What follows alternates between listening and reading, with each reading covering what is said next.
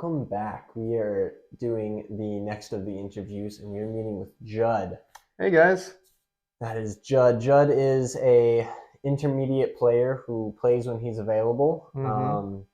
Hopefully, when the summer comes, he can join full time for a while. Yeah. So just give us a little bit about who Judd is first.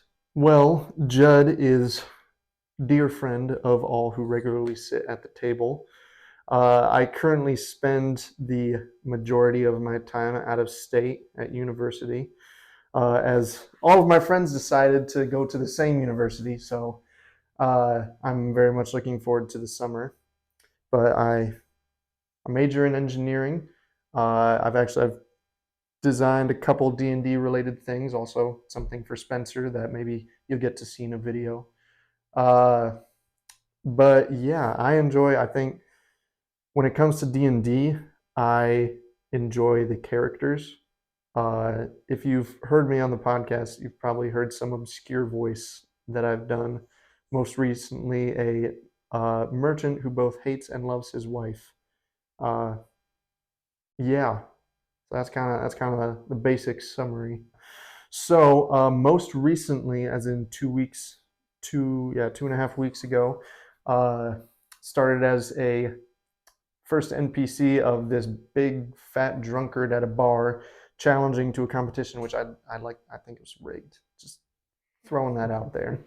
That somehow lost in an eating competition, but then I drowned myself in ale afterwards. Anyway, so there's that guy. He was just a walking by, but it sounds like now there's a more prominent NPC, Mr. Skin, who is a rabbit skin traveling merchant that does exactly that, travels and sells rabbit skins that are also very colorful. And kind of talks like, he's from New York and just doesn't really know what's going on, but he always thinks people out to get him. It's just really gnarly. But there have been some other characters in the past. Sometimes we've been a part of one-shot or Christmas specials. Those are fun. Christmas special 2022. Check it out. That was a gnarly one. Don't base your opinions of me based off of that character. Just saying. Anyway, that is the most recent one to memory. There was another one, I think back over winter break or Thanksgiving, that showed up as the party was in an encampment, and I was a little dude trying to help and save Micah's character, which I valiantly died for, and also chased around some changing thing or some old guy. I can't remember, but it was fun. That's the most recent things of memory. So I think for me, the joy is different. So especially when I'm doing a new character, a new NPC, I think first. I don't think of like the stats and what I want them to do. I try and think of who they are first. Like in a campaign that I was a part of back at school, I did a Warforged barbarian whose soul was trapped in its sword, because it used to be a person, but it was a cool steampunky thing. But I was just like, what would be really cool?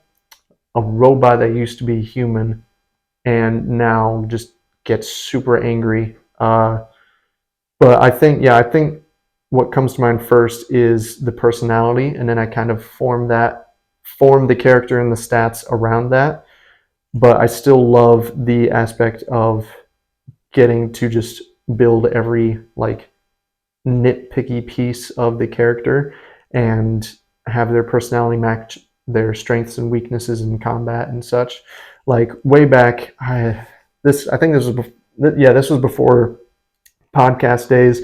I was this really pompous elf druid that would play music at inappropriate times, because I just thought that'd be funny, and I had a guitar actually at the session, and sometimes I would give the extra party members bardic inspiration from that. But then I'd also he's really stuck up, so he went to the underworld and he could have used his invisibility cloak, but instead he used a paint kit to disguise himself as a demon because he thought that he was just that guy. And I'd like to say I rolled a nat 20 on that. So anyway, he was that guy. He also may have shot a fireball into like a 30-foot square room that killed everybody, but we don't really talk about that. That was Micah's fault. He was against us. He was a traitor character.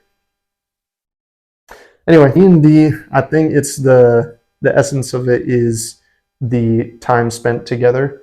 As you guys know, when I come and visit, I really love playing, but I also just love being with the people and in this shared common interest. It just really brings a lot of stuff to life. And yeah, so the D&D for me is the togetherness aspect of it, of different people with all different types of interests and other hobbies and whatever, getting to come together and be a part of this group thing where we can kind of just let go of the burdens of the world for a minute and just kind of sit in this new character persona and just have fun. To just kind of try and flip a switch, because especially the Christmas special is a good example of that, of I am not my character and my character is not me. But I think, at least in my opinion, I don't want to be playing myself, because myself has engineering homework to do this weekend over Easter, and that's kind of boring. I'd rather be Mr. Skin, a traveling merchant who has a love-hate relationship with his tireless wife, which seems a bit more interesting. There's a whole plethora of things you could be doing with this new campaign. Don't want to give too much away, but when I come back full-time for the summer, I hope to be playing a new character